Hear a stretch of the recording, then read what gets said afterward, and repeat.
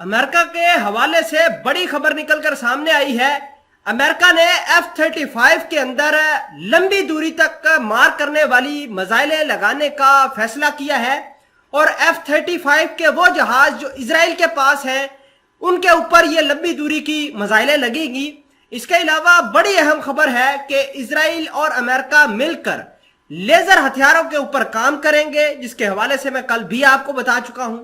तीसरी बड़ी खबर जो मिडल ईस्ट से आज की निकल कर आई है वो सामने, उसके मुताबिक जो सऊदी अरेबिया है उसने अमेरिका के कहने पर अपनी तेल की प्रोडक्शन दुगना कर दी है।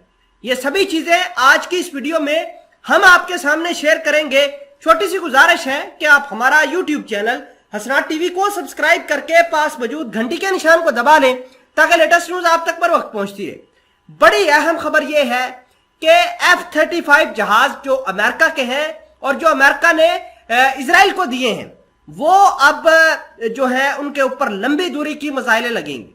अब लंबी दूरी की मिसाइलें लगाने का क्या फायदा है, तो उसकी जो रीजन है वो ये समझिए कि अब ईरान के पास भी वेपन है, ऐसा उसके पास रशियन वेपन्स हैं, उसके पास चाइनीज मेड वेपन्स हैं। अब ऐसा होने वाला है कि इजराइल टेरिटरी के अंदर आए बगैर ईरान के ऊपर हिट करे। जब उनकी टेरिटरी के ऊपर नहीं आएगा, जब उनकी सरहदों के अंदर नहीं आएगा, तो जाहिर सी बात है कि दूर तक मार करने वाले जो मिसाइल हैं, जो वेपन्स हैं, उनका इस्तेमाल किया जाएगा।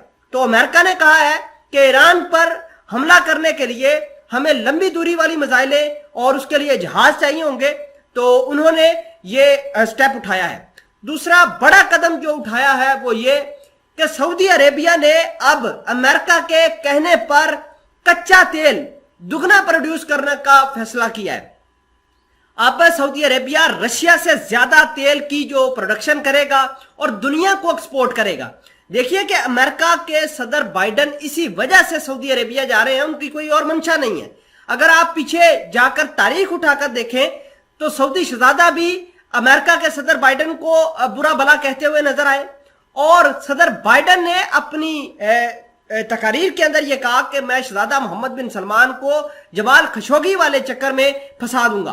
तो खैर ये बातें वो दूर की, लेकिन मामलात ये है कि अब रशिया को कदमों पर लाने के लिए, टखनों पर लाने के लिए जो है अमेरिका और सऊदी अरेबिया ने गठजोड़ बनाया है।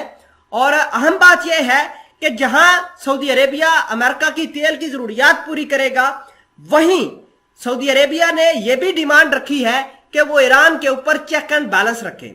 ईरान को किसी सूरत भी जो है वो न्यूक्लियर हथियार नहीं बनाने देगा। अमेरिका ने इजराइल के साथ मुख्तलिफ डील की हैं, अमेरिका ने सऊदी अरेबिया के साथ ईरान को लेकर डील की हैं। तो अब देखना होगा कि ये मामलात किस ओर जाते हैं।